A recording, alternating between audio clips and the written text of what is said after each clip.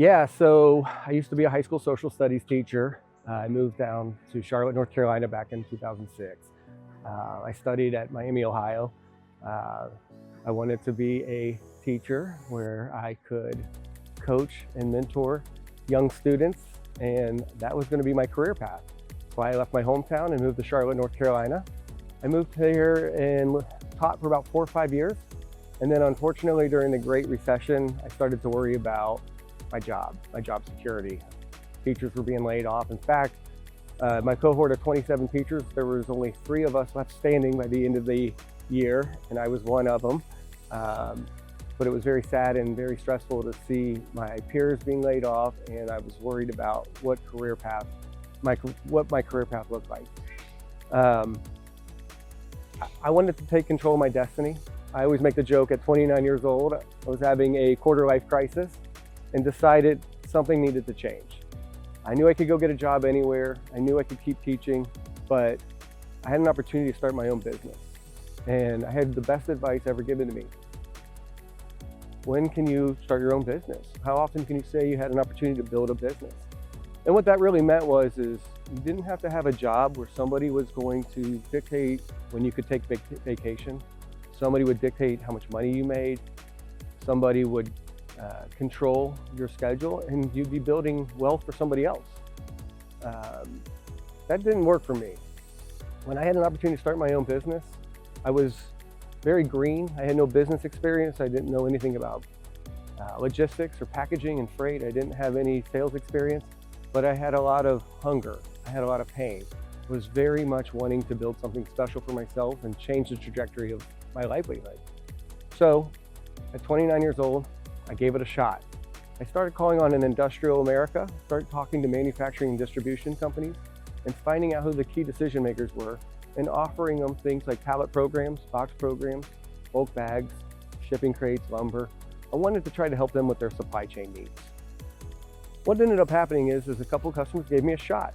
I was just a young, dumb kid trying to make a honest living, but because a couple customers saw a light in me and gave me a chance to help them out, I started to realize being my own boss was pretty cool. I got a chance to control my income. I got a chance to control my schedule. And quite honestly, I only needed a phone and a laptop, and I was starting to rock and roll. I wasn't stuck with all this overhead. I wasn't stuck with having a warehouse or a building or physically driving anything to anybody's facility. I was putting programs in place for these customers. And I think that is what allowed me to really take off, is the fact that I wasn't inundated with a lot of expensive overhead. And I was putting programs in place that allowed for ongoing orders, which meant residual income. Customers would like and trust me. They got to know me. After a while, I would stop selling them just pallets. I'd start selling them crates, lumber, and these other products and services. And I started creating multiple streams of residual income. This allowed me to become integrated with my customer. It allowed me to get more sticky, and it really created the concept of Supply Point, a one-stop shop. Quite honestly, the customer created Supply Point. The fact of the matter is they told me they had a need, they had pain, and they wanted to find a better solution than what they were experiencing. Whether it was expensive pricing, deliveries that were not on time, poor quality of product, or just couldn't get a hold of their current supplier and late deliveries. They were tired of that. I prided myself on being a professional. I prided myself on delivering the top level of service that they deserved. And what I realized was these customers, they were entrusting me with their livelihood. I realized under no circumstances could their production line shut down. They need to get packaging materials to their facility so they can get their product out the door. Our customers put their blood, sweat, and tears into their product. So whether they're in the chemical, steel, food, paper industry, I just had to go to my local marketplace to find companies here in America that were making products. They need things like pallets and boxes and drums, and that's what I started to sell and put together, but under no circumstances could their production line shut down. We have a tagline called "Staying Ahead of Tomorrow." What it means is that we are proactively planning for our customers' deadlines and their needs. Their deadlines become our deadlines. I think our customers feel that. They feel that because that's kind of what the Supply Point way is all about. We hold ourselves to a high standard, and it really resonates with what our culture is. We talk about the golden rule. You hear it a lot. You heard it growing up. Treat people the way you want to be treated. That's the way we are. We treat people the way we want to be treated. That's how our customers need to be treated. I think when customers realize that we're special and we're different, they realize that we're not going to let them down. They realize that under no circumstances are we going to fail them.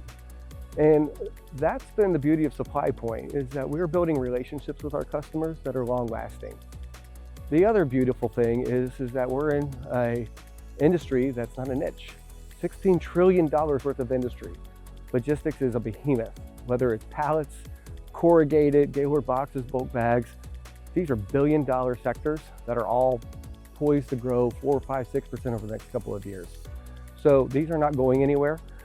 They've been around long before I started, and they'll be around long before I leave. But manufacturing distribution, the worldwide economy is predicated on the health of these industries doing well. As you saw during COVID, a lot of businesses shuttered. It was a terrible, rough time for everybody. But you never know how your business is going to do until you go through a pandemic. And we grew, we flourished. Our franchisees not only prevailed, but they came out on top. A lot of folks were dependent on vendors and suppliers to get them their products, and we came through. And I had never been more pleased and happy and proud to see not only our franchisees meet the call for our customers, but grow. That made me feel more and more like we had something special at Supply Point. My dad and I always wanted to work together and build something special, go on a national level and find the very best business owners and talent to help us achieve our goal, our dreams, which is being a worldwide supplier for industrial America. We have brought on business owners in all these different key city states, these different marketplaces, because they are the very best. We have former professional athletes, military veterans, and folks from all different walks of life. You're talking to a guy who had no sales experience, no business experience. They didn't know anything about these products and services. I taught a lot of this myself to me. But I was hungry, and these guys are too. And that's what we want to help them do, is we want to help them fill that starving hunger that they have. Our franchisees, when we meet them, we talk about what their why is. Why do you want to own a business? It's not for everybody. It's not easy. A lot of people want to stay at a job because it's safe. But owning your own business is special. You can create something very unique, an asset, tax-free asset that will allow you to hand something off to maybe the next generation, whether it's your kids or somebody special to you, or you leave a lifelong lasting legacy. Maybe it's to bring the spouse home. Maybe it's to pay off some debts. Maybe it's to pay for college. Supply Point allows an opportunity for people to build a business, but also satisfy their why. Think of Supply Point as a vehicle, or a vehicle to help them get from A to B. That's what I want for our franchisees. That's what I want for our business owners. That's what I want for anybody who works for the corporate team at Supply Point. I am so proud to see people realizing their dreams. It's an honor to be part of that, to lead and spearhead a lot of those initiatives, but I can't do it by myself. That's why I collaborate and listen and work with our franchisees to get the best ideas to grow through different technologies, lead sources, marketing initiatives, anything that can help make Supply Point better, anything that can help our franchisees flourish. That drives me. The fact of the matter is there's a lot of money to be made at Supply Point. There is a whole world at your fingertips of business out there. I always make the joke, if you don't like how much money you're making, go out and get yourself a raise. You don't have to be at the mercy of waiting for somebody to come through the doors, be hungry or thirsty or be in the mood to work out. This business is everywhere and it's there for the taking. So we don't coach reactionary selling, we coach proactive selling, relationship selling. People buy from people they like and trust. We coach sales training, we do business coaching, field support. We have a great group of people on our team to help with the technological needs, but also we're always looking to advance and innovate, whether it's the technologies of the future or AI.